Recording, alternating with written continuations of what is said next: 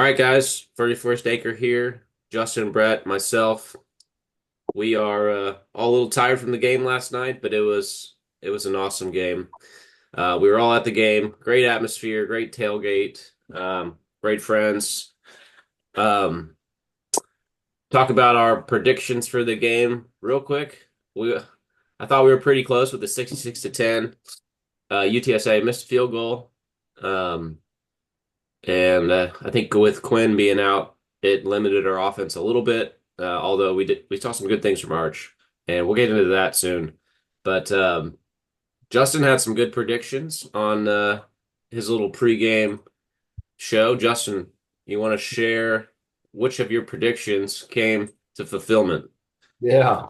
No, it was fun. I had a score prediction of 52-6, so pretty close there.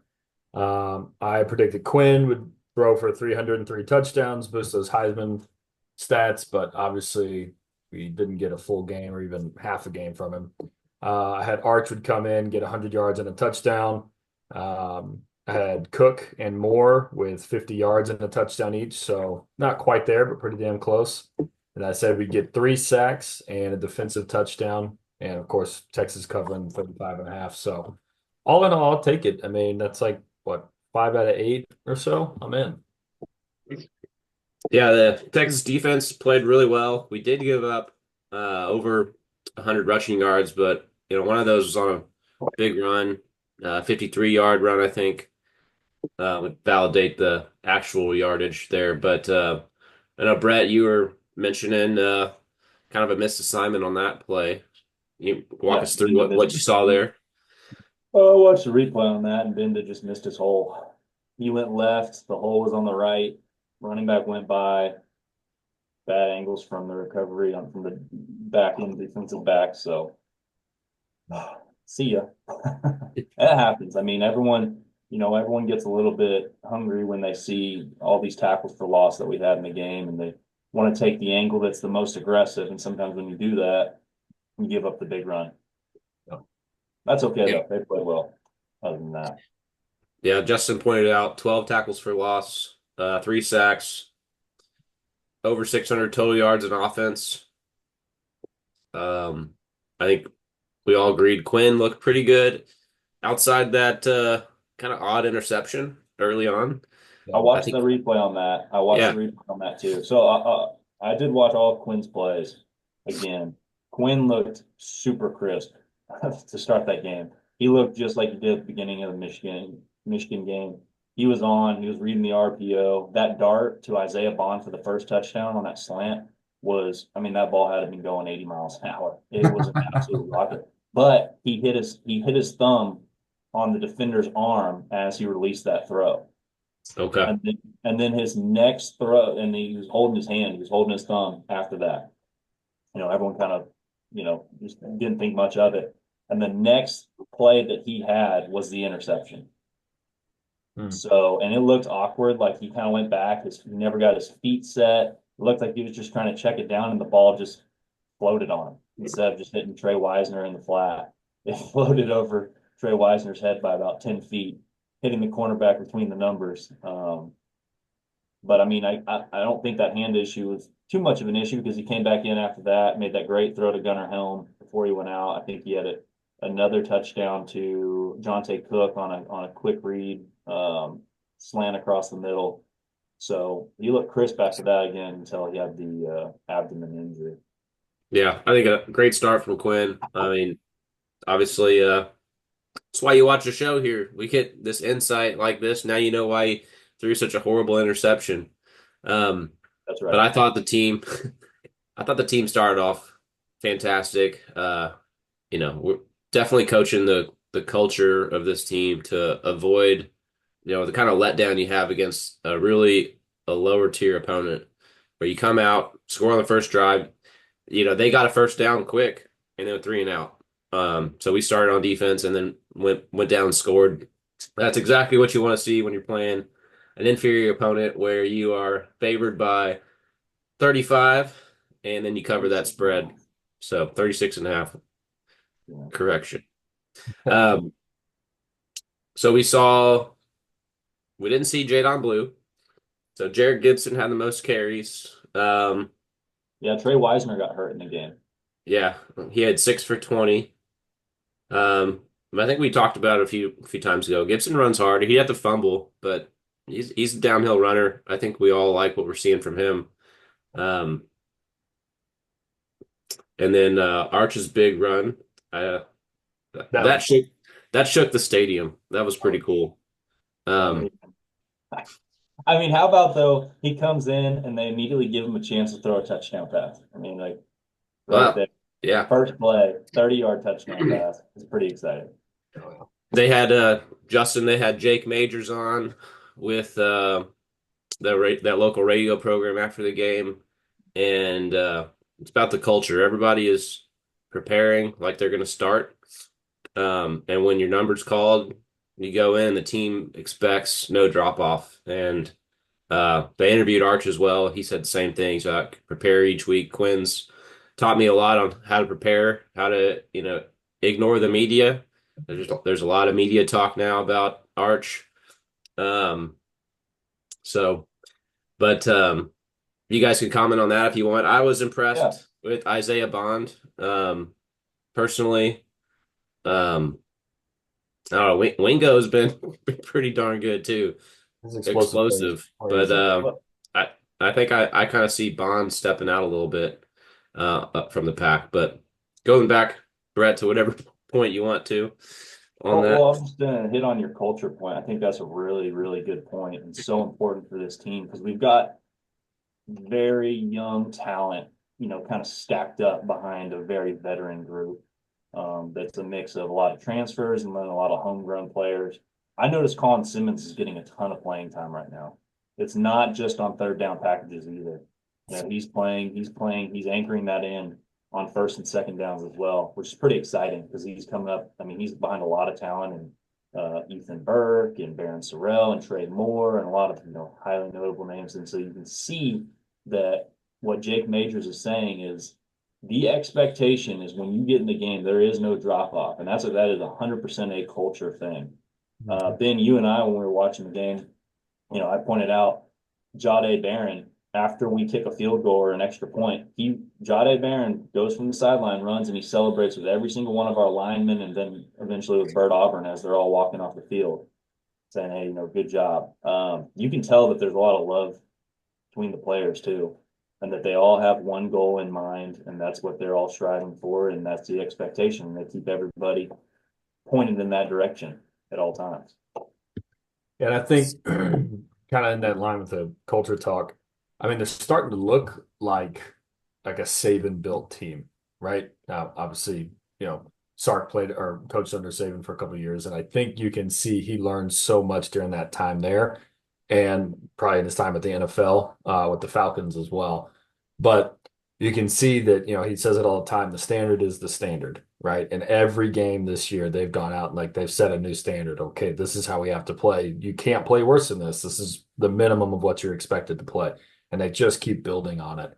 And it shows whether it's the first, second, third string team getting out there, whoever it is.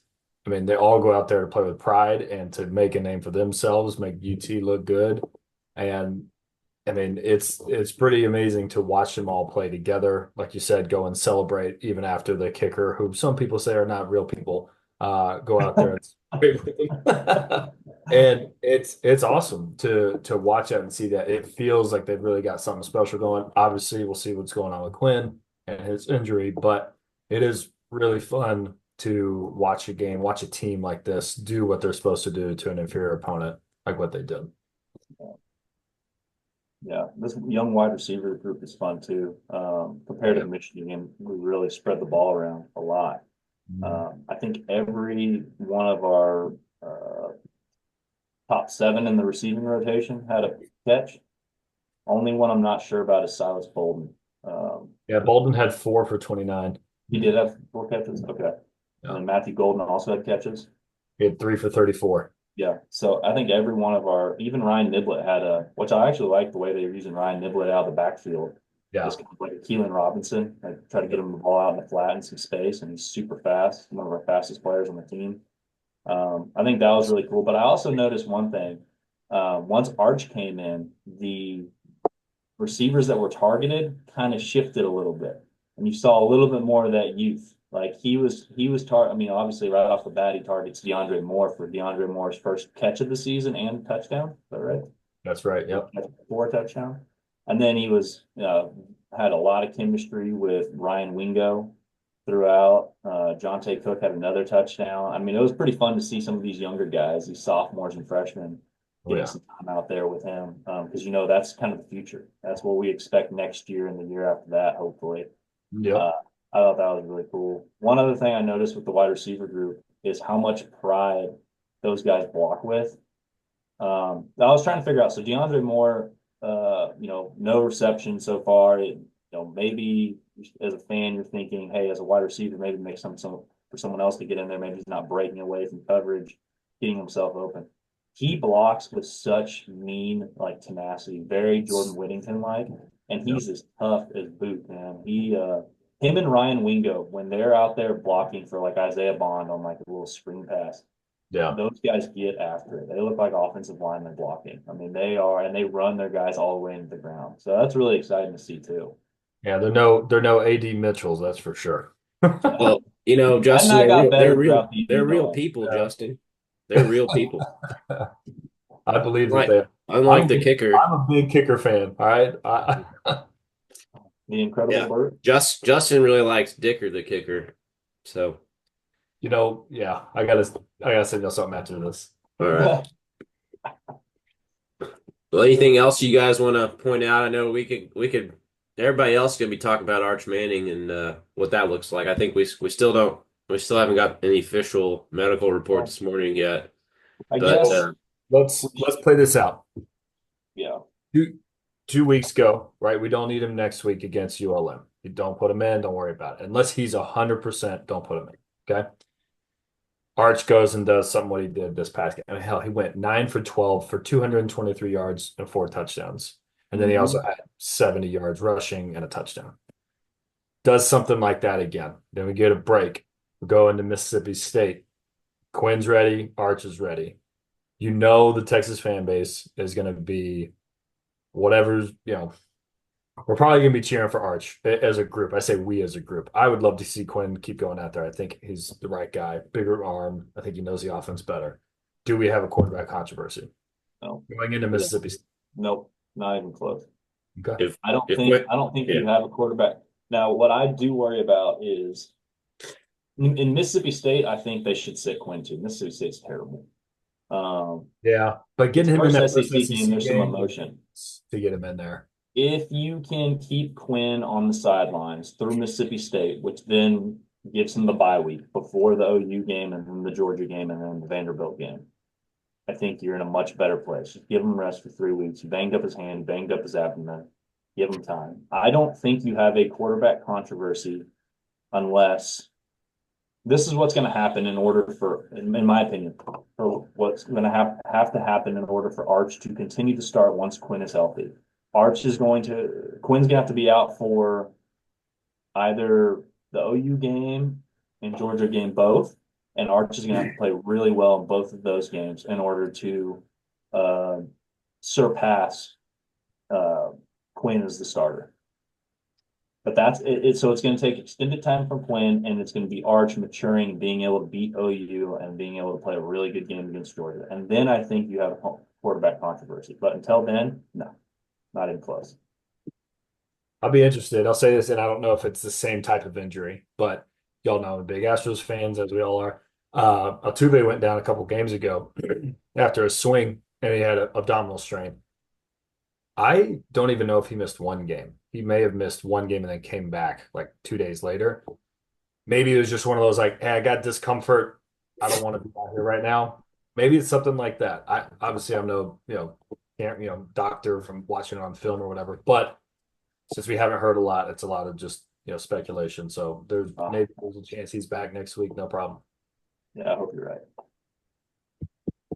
We'll see. Yeah, it'll be interesting either way. I agree with Brad. I think if Quinn's healthy, I don't think there's a controversy. I think you look at where these guys were when they were recruited and how prolific they both were. I think a lot of the controversy typically comes when you you get like that 5-star in that I know it's Arch Manning, but like you have a guy that's a starter, but you land the 5-star guy, and then you're not playing him, and your starter's not playing well. I think that's what typically leads to the controversy. I mean, Quinn's been playing great. So I think, unless there's an injury, I think Quinn's the guy. Um, and maybe there's some more off-field stuff, that leadership stuff that, kind of he's been from everything I've heard, he's really taken that role on this offseason. Whereas, Yeah. like at Ohio State and, maybe before, he might not have been as serious about being a leader of men. Um, and I think that's what it takes to win a championship. So not that Arch isn't ready for that, but I do think you need a leader on the team at the quarterback position. I feel like Quinn's established himself there. Um, Not to say Arch can't, but I think that can be a difference. That was a good point. And real quick, speaking of Yeah. kickers, you'll see our boy Michael Kern average 45.8 yards on punts. That's what I'm talking about. Yeah, Better he than got last some week. ducks I though. think he was like 38, 39. It's not a pretty punt. It is a duck. It's got nothing It is quacking and flapping, to baby. man. There's a lot of, yeah. Yeah. But Hey, I was on special teams. We're still waiting on that big special team plan. Now at this point in time, like I don't even want to see us waste bring it out of play OU. until the OU game. Yeah. But we did bring the house on, I think, their first punt, and it caused that UTSA punter to muff it. Yep. And kicked it right out of bounds. But Silas Bolden, still waiting for that big breakout of his too. Yep. Some kind of big setup return. Yep. Yeah. And it could be that they just know he's so good that they're like, screw it, don't punt it to him. Like, I think there's some of that. I bet you there's some of that. So Yeah, that last punt return, I thought he was going to find something, and then I think we got a holding call, but he was starting to, He was I think, dancing. see some lanes in there. Yeah. I started to record it on my phone because I had a feeling. And then I think he had a pretty decent return. I mean, if you get 10 yards on a punt return, normally that's pretty good. Um, but yeah, that one got called back for holding. But um, sweet. Well, this was fun, guys. Enjoyed going to the game. Yeah. Good to see you both. absolutely good to see you boys in person. We did tequila shots before the game, so it's the tradition lives on. Oh It was so rough. yeah. Oh, And shout out to the security guard who looked the other way and let the wife and I sneak past and go next to Bevo. yeah. Oh, yeah. Yeah. Post the picture. I'll send it It didn't happen. to All right, guys, we'll do ULM preview soon. Yes, sir. Yeah. Welcome. Welcome, guys. you. Boys.